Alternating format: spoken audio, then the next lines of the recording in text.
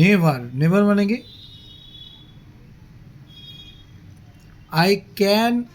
I never can do ইট, মানে আমি এটা কখনোই করতে পারবো না। দ্য লিটল কাইট সেইড, সের পাস্ট টেন্স কি? সেইড। তাহলে সের থেকে কিন্তু সেইড শব্দটা আসছে। I never can do it, the little kite said, কথাটির মানে কি হলো? আমি এটা কখনোই করতে পারবো না। অর্থাৎ এখানে ল্যাক অফ কনফিডেন্স, একটা ছোট কাইটের কী ছিল? ল্যাক অফ কনফিডেন্স, বিশ্বাসের অভাব। সে কি অবিশ্বাস করতে আরম্ভ করেছিল? I never can do it, আমি এটা কখনোই করতে পারবো না। As he looked at the other things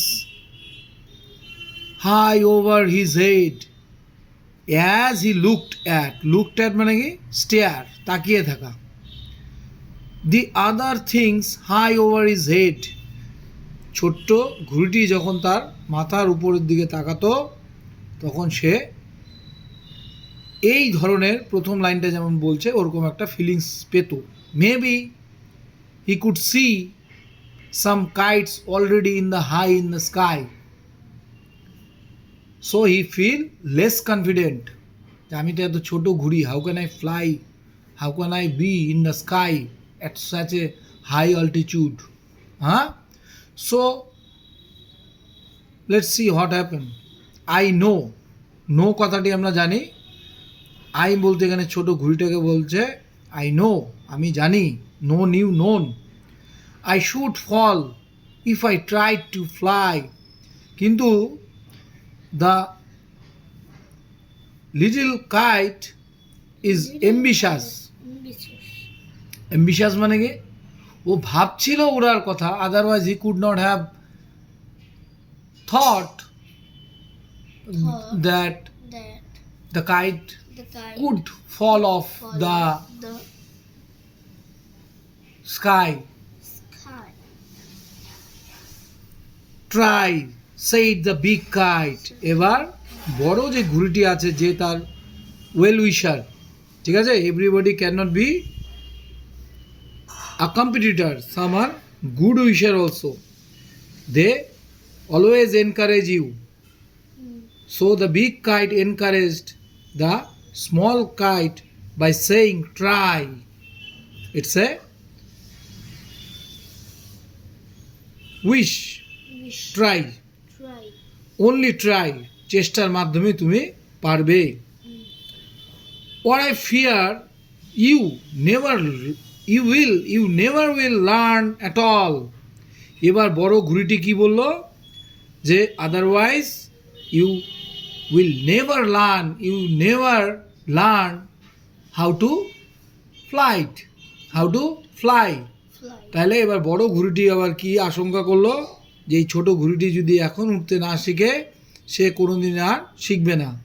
যেমন আমাদের গার্জিয়ানরা, টিচাররা ভাবে কি বাচ্চাটাকে এখন ভালো করে অঙ্কটা শিখিয়ে দিই, আদারওয়াইজ ছোটোতে যদি ভিত কাঁচা হয়ে যায়, he will never learn how to solve a math. Understood? So big kite here is your father and small kite here you. So we always encourage you, do some mathematics. Let the fear off your mind. Get rid of your fears so that you can do the mathematics quickly. You can learn English very fast. So this way the big kite and small kite have their own domain of thinking. এই লাইনগুলি তাদের মনোভাবকে বুঝিয়েছে। Before taking any risk, but they are all thinking to take a risk. So but the little kite said I am afraid I will fall. এবার বড় কাইটের সামনে সে কি বলল?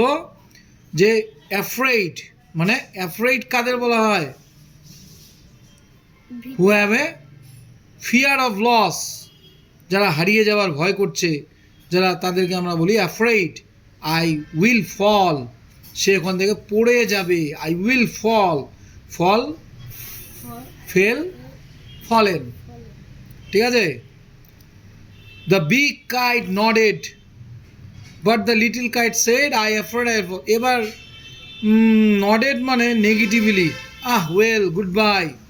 এবার এই যে ও যে বললো আমি পড়ে যেতে পারি, সেটার দিকে কিন্তু নডেড মানে মাথা নাড়িয়ে যখন আমরা কোনো সম্মতি জানাই তখনই নডেড বলো, ওয়েল গুড বাই। এবার কি বড় ঘুড়িটি চলে যেতে আরম্ভ করলো, bidding a wish while depart, goodbye, I am off, আমি ছুটলাম, and he rose মানে কি risen towards their tranquil sky, tranquility বা tranquil মানে a very calm thing, ঠিক আছে, CALM, calm মানে কি,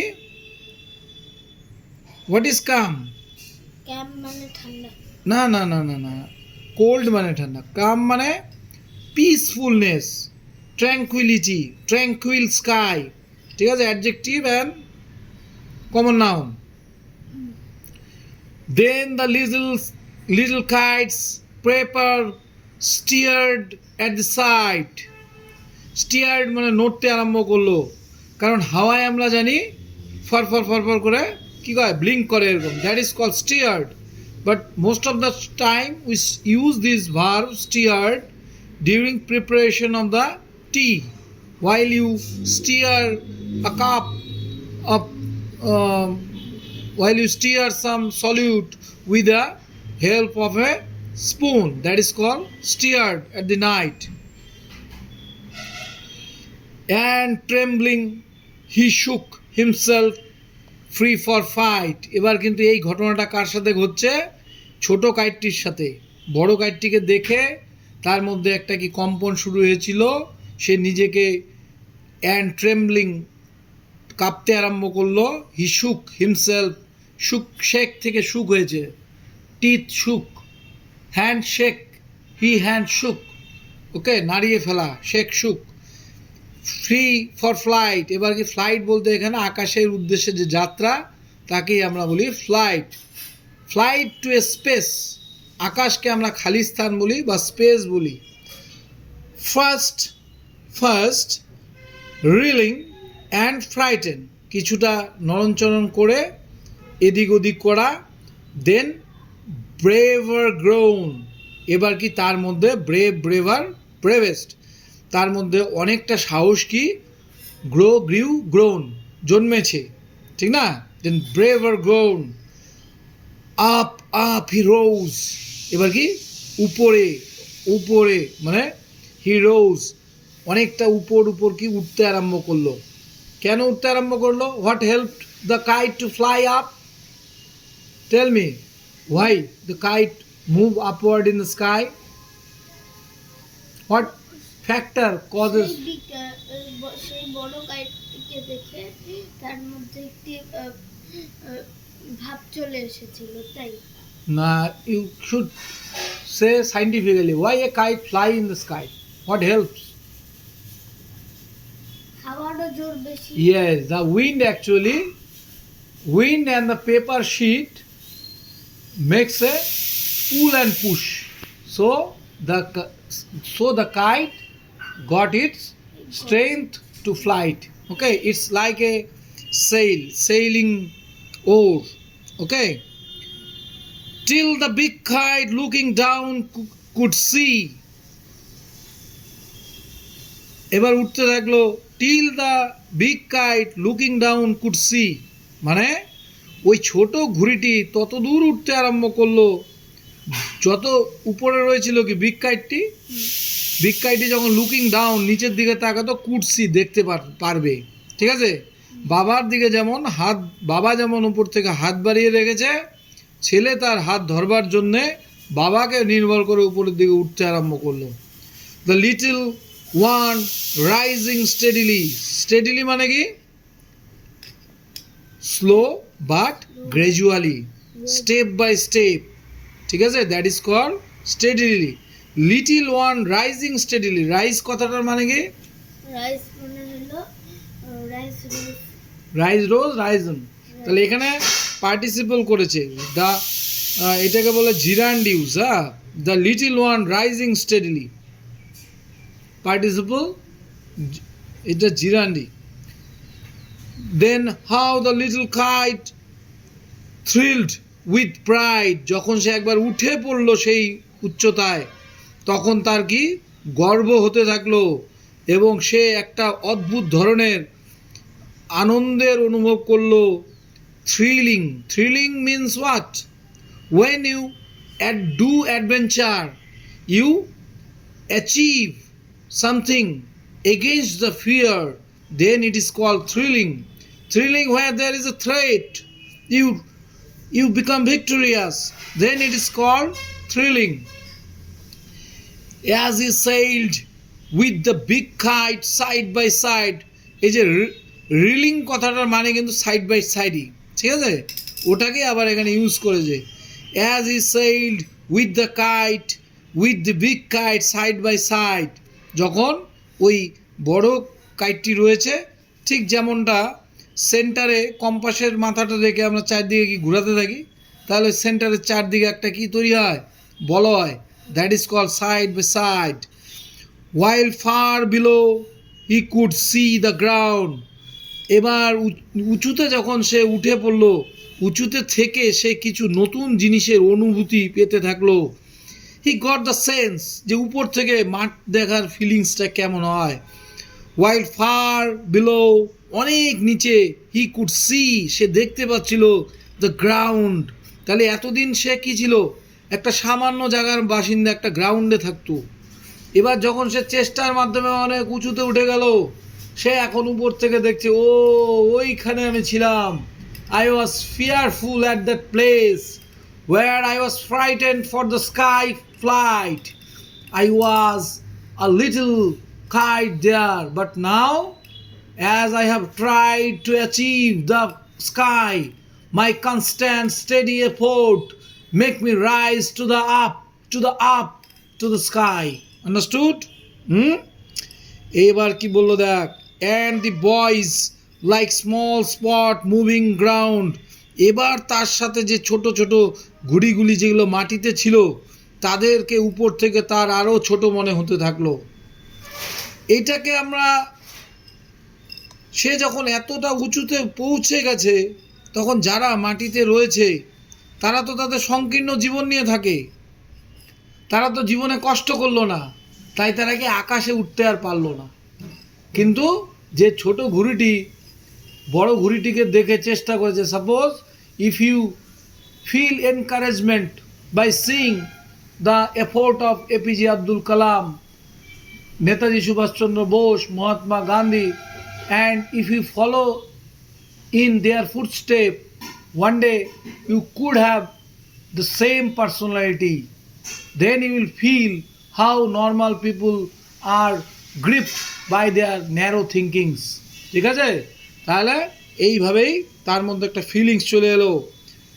দে rested high in the quiet air, এবার তার এই লাইনটার মাধ্যমে কি বুঝলো, এবার এই ঘুড়িটি কি করছে, রেস্টেড হাই, তারা একটা শান্ত পরিবেশের বাসিন্দা হয়ে গেল। কারণ বড় বড় ব্যক্তিরা কি হয় বলতো রাজন, বড় বড় ব্যক্তিরা যখন তাদের অ্যাচিভমেন্ট হয়ে যায় তখন তারা জীবনের কিসে পৌঁছায়, আধ্যাত্মিক স্তরে। এইটাকেই বলা হয়েছে quiet air. And only the birds and clouds were there, সেখানে কারা আছে, শুধুই birds and clouds were there, সেখানে শুধুই ছিল কি, মেঘ এবং বার্ডস। বার্ডস আর are symbolic for the peace, ঠিক আছে, যেমন dove, sorry pigeon is the bird, we can say it's a peace. So oh how happy I am, এবার তার অনুভূতি হতে থাকলো যে আমি সত্যি জীবনে সুখী, হ্যাপি। হ্যাপির অপোজিট কি, স্যাড। গ্ল্যাডেরও opposite sad. Happy unhappy, happy pessimistic, ঠিক আছে, নিরাশাবাদী। দ্য লিটল কাইট ক্রাইড, এবার চিৎকার করতে লাগলো। এখানে ক্রাই মানে কিন্তু ক্রাই নাই, ওই ক্রাই না, কিন্তু এখানে শাউটিংকে বোঝাচ্ছে, আনন্দে আত্মহারা হয়ে চিৎকার করছে, এটাকে এক্সক্লেমেটরি ফ্রেজ রিপোর্টিং ভার। And all because I was brave and tried. এবার একটা কথা কিন্তু সত্যি, যারা জীবনে ছোটোর থেকে সাহসী হবে না, যারা অলস হবে, তারা কিন্তু জীবনে ট্রাই করবে না। ট্রাই করার মধ্য দিয়ে আমরা জীবনে গিয়ে সব কিছু পাওয়ার প্রথম সিঁড়িতে পা রাখি। Thank you.